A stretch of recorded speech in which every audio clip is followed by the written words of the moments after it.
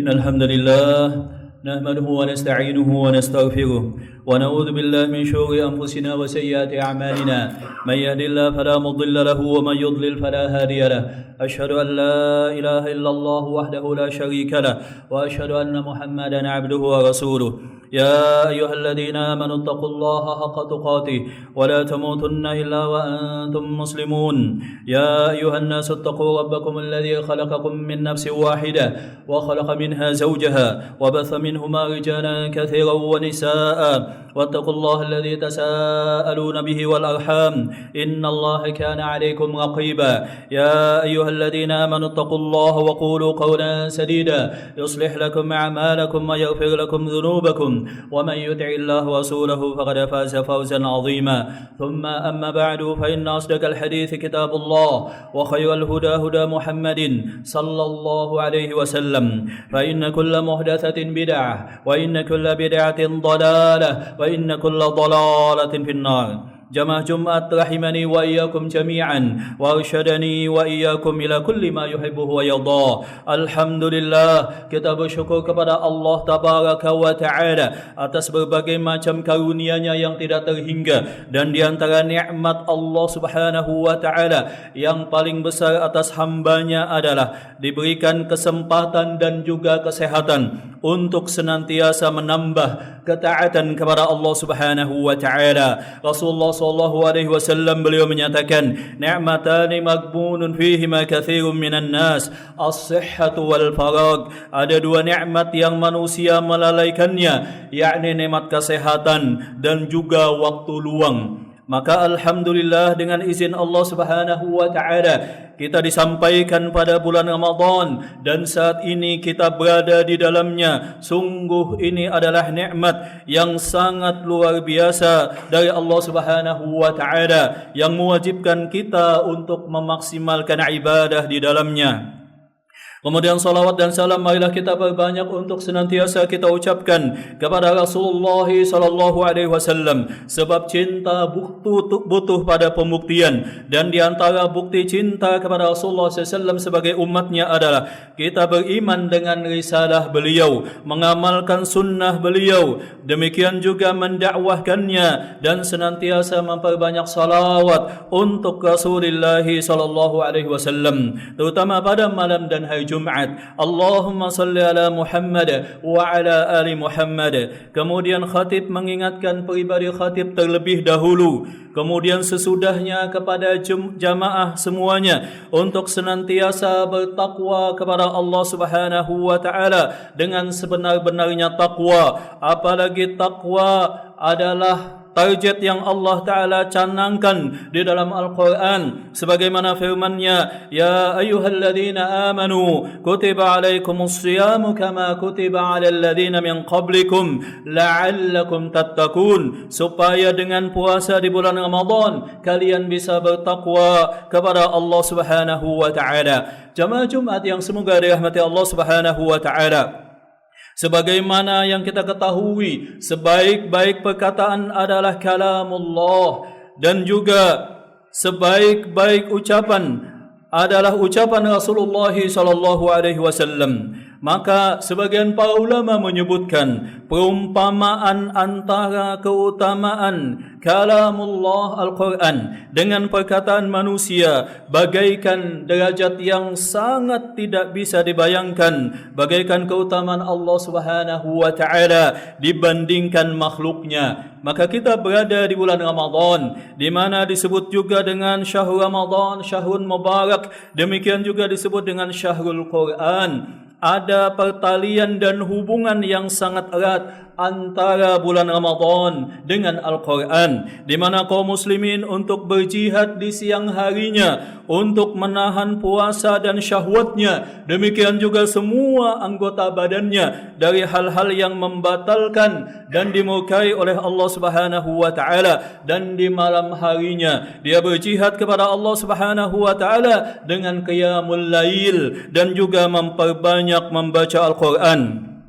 Karena itulah Allah Subhanahu wa taala menyebutkan tentang hubungan antara Ramadan dengan Al-Quran. Allah Ta'ala berfirman, "Syahr Ramadan alladhi unzila fihi Al-Quran hudan lin-nasi wa bayyinatin minal huda wal furqan." Sesungguhnya bulan Ramadan adalah bulan yang di dalamnya diturunkan Al-Quran. Kemudian Allah Ta'ala juga berfirman, "Inna anzalnahu fi lailatul qadar." Kami turunkan Al-Quran pada malam yang sangat mulia. Sahabiyun jalil Abdullah bin Abbas, beliau menyebutkan bahawa Allah Subhanahu wa taala menurunkan Al-Quran jumlatan wahidah, sekaligus pada satu waktu, daripada Lauh Mahfuz ke Baitul Izzah yang ada di langit dunia. Kemudian dari langit dunia diturunkan kepada Rasulullah SAW secara bertahap, munajjaman, secara bertahap, sesuai dengan yang diinginkan oleh Allah Subhanahu wa taala.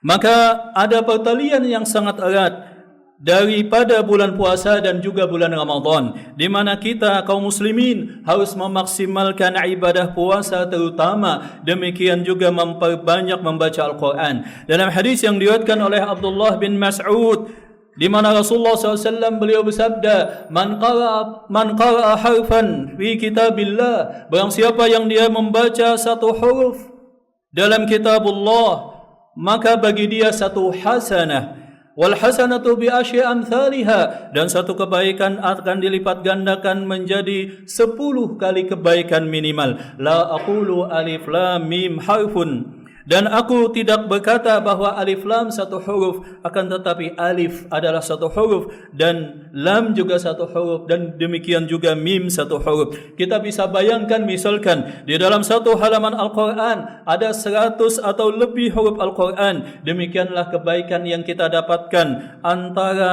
lipat ganda 10 sampai 700 kali lipat di bulan Ramadan.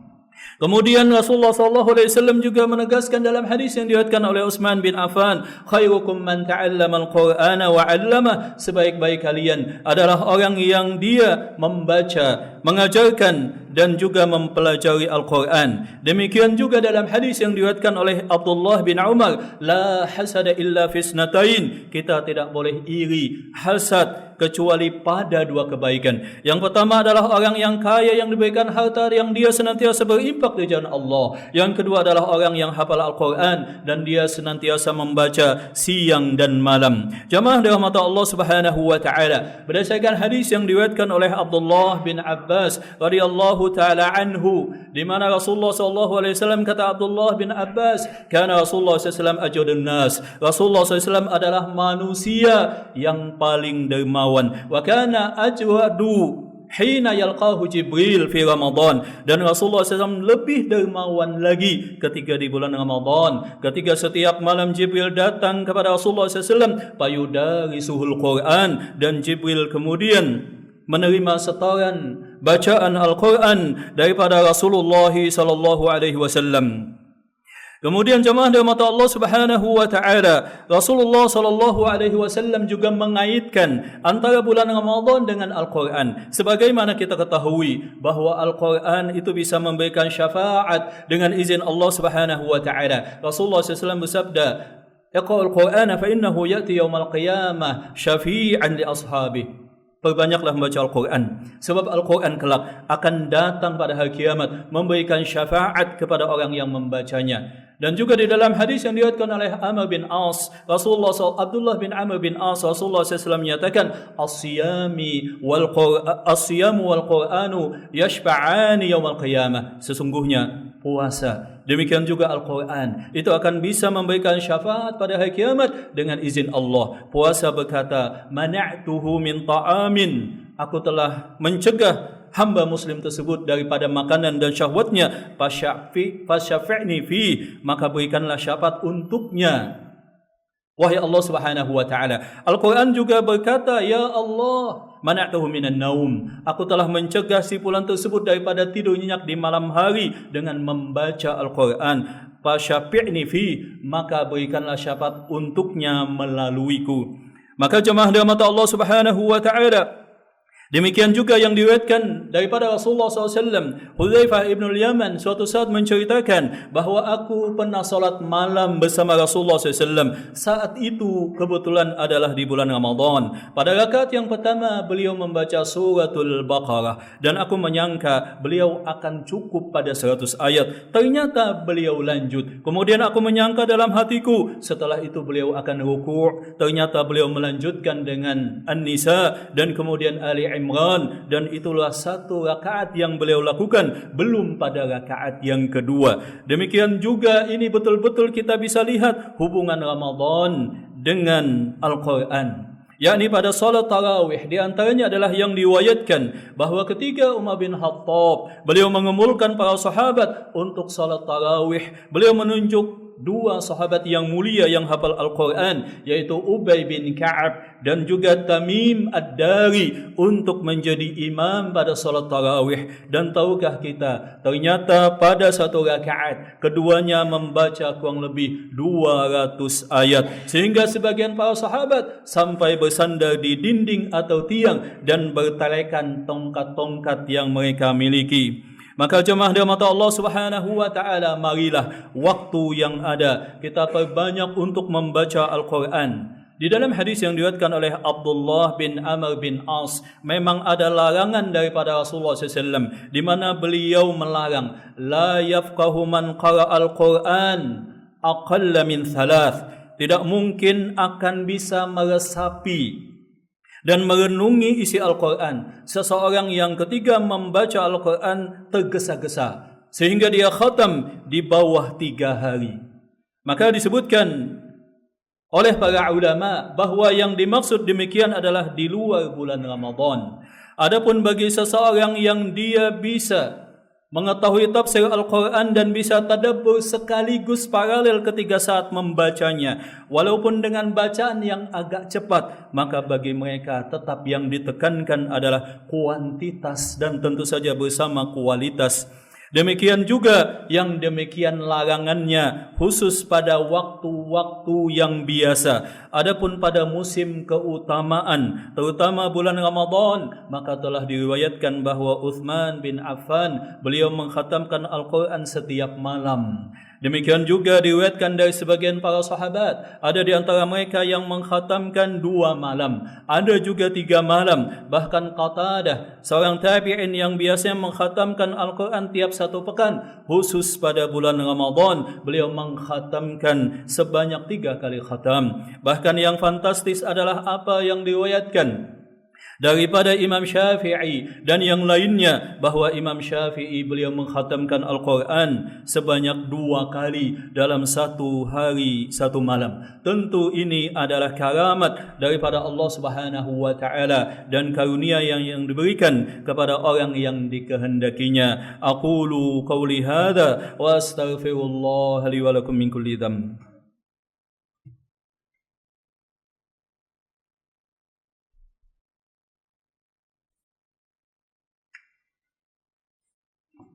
الحمد لله رب العالمين والعاقبة للمتقين ولا عدوان إلا على الظالمين.